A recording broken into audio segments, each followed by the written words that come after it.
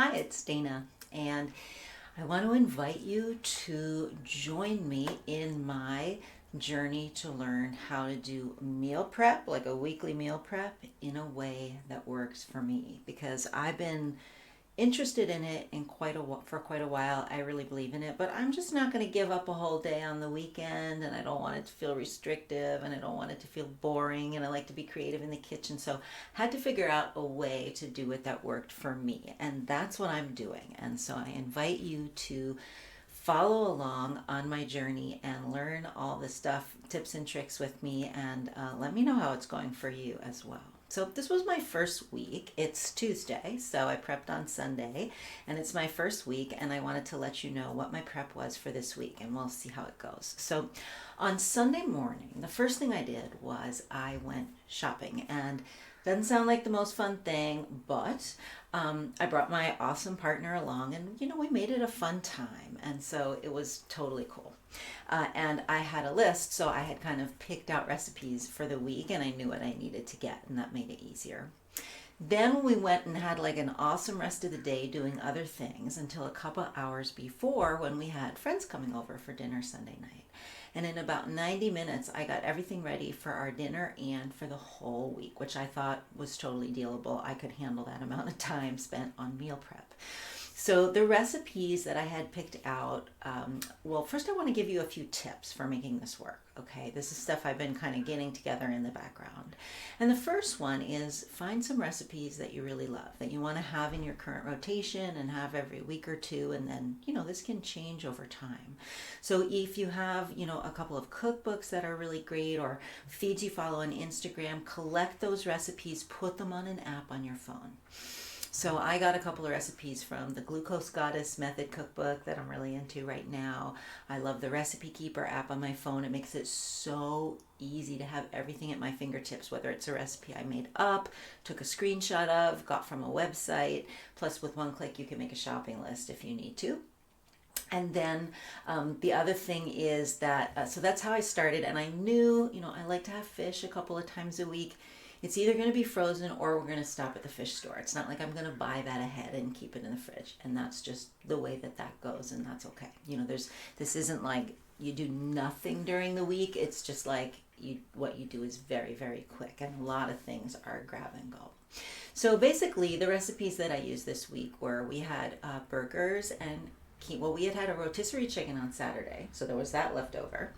We had burgers and quinoa salad for dinner with our friends on Sunday, and I made leftovers of everything every time so that I could have it for lunch the next day.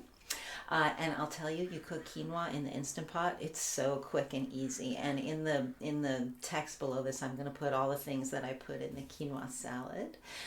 We're going to have, we had rice pasta with homemade pesto and leftover rotisserie chicken the next night. That was like really good, and there was lots left over. That pesto makes an amazing dip for the big thing of like veggies I have cut up in the fridge.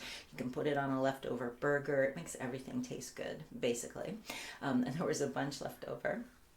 And then we're going to have, had like a tahini baked cod and really fresh salmon we're going to make into sushi. Those might work out this week. But we've also got like a porterhouse steak to have with salad. I put some ground beef in the freezer. I can take it out and make like a crispy beef bowl with a bunch of shredded veggies. You can have that quinoa salad on the side with anything. I cooked up some lentils in the Instant Pot because you can put those in smoothies, a side dish, anything. They add fiber. They're so filling. They're so satisfying. I like having those around. And then I made overnight oats, enough for a few days, stashed away in the fridge. And I had stuff on hand to make a really quick and easy like feta avocado omelet with greens on the side. So that was kind of like mostly what I prepped. That seemed like it was probably enough. Like I said, lots of clean veggies, already washed, already cut up, already ready to go. And then let's see, is there anything else? I always have things for smoothies around because I love those, and some really good protein powders. And so that was pretty much the recipes that I did this week, except for the chocolate sweet potato sundaes, which were my favorite new recipe this week. And I posted about them earlier in the week, so I'll put most of the recipe below. So easy to make, and you just make like a bunch of little ramekins full at the same time. And man, you just like grab those and eat them, and you don't like miss sugar, you don't miss dessert, you don't crave anything. I mean, like seriously, so good. I gotta have my chocolate, right? I gotta have my chocolate. If I don't make it myself, it's not gonna be sugar free and amazing. So I do, and even that is quick and easy. So if you have any questions about meal prep, if you've tried it and failed, if you ran into a roadblock, if you need some help, the other thing to know is that here's what you want to avoid, right? Doing all this work and then still not feeling well, still not healing your digestive system, still not getting more energy, right? Still not getting your hormones balanced, still not eating in a way that supports your hormones so you can have less hot flashes, better sleep, more energy, and turn on your metabolism, get inflammation down, blood sugar balanced, all those health markers like blood pressure, cholesterol, fatty liver going in the right direction, get rid of aches and pains. Like if you know the principles behind the way to eat for your hormones, all that can happen as a byproduct of doing this. And of course, learning on that can be time consuming. And that's what I do with my clients is I just give them that blueprint so it becomes second nature to eat for your hormones. And when you've all got all that behind these techniques to make meal prep quick and easy, that works for me. Of course, I have clients who don't even want to do that. They don't have the time, they don't enjoy it. So we just set them up with meal delivery service. I mean, there's so many ways to make this meal prep thing work. You got to find something that works for you because otherwise you're not going to do it and then you're not going to get the benefit.